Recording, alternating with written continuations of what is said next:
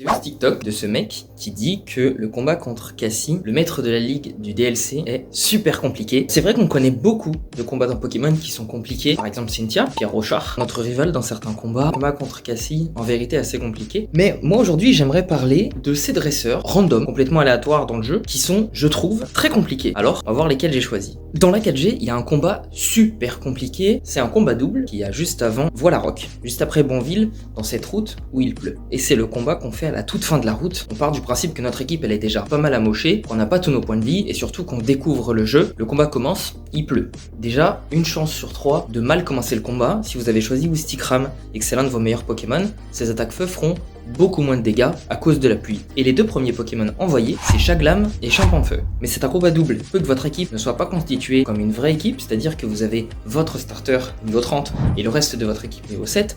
On part du principe que c'est un 1v2. Chaglam, c'est un Pokémon qui a l'attaque bluff. C'est une attaque qui n'a pas beaucoup de puissance, mais qui va vous apeurer. Non seulement il va vous faire quelques petits dégâts, en plus, il va vous bloquer pendant un tour. Pendant ce temps-là, le Champanfeu à côté peut utiliser Mach Punch, qui est une attaque de priorité stabée, et à laquelle vous aurez peu de Pokémon qui ont la résistance. L'un des deux Pokémon ennemis achevé, le Pokémon envoyé, c'est Léviator. Léviator, il possède plusieurs choses. Déjà des stats de ouf, ça fait peur. Il possède également la capacité spéciale Intimidation. Vous baissez votre attaque d'un cran. Les dégâts de votre Champanfeu vont être réduits. Si vous avez un autre starter, ça sera principalement le cas, à moins que vous utilisiez Bulle d'eau sur votre Prinplouf. Le reste de vos starters feront pas tant de dégâts que ça puisqu'ils sont majoritairement physiques. Le double type de Léviator c'est eau et vol, à moins d'avoir un type électrique, un Luxio ou un Pikachu attrapé plus tôt, même si Léviator a la faiblesse aux roches, il est type eau, c'est contre-intuitif. Donc le Léviator, à ce stade-là, c'est un danger. En plus de ça, il possède Mania, une attaque qui va faire énormément de dégâts. Quand bien même vous réussiriez à finir ce Léviator, il reste un Kadabra. Kadabra ça va vite et ça tape fort. Il a vite fait de clean votre équipe qui était déjà affaiblie par non seulement la route,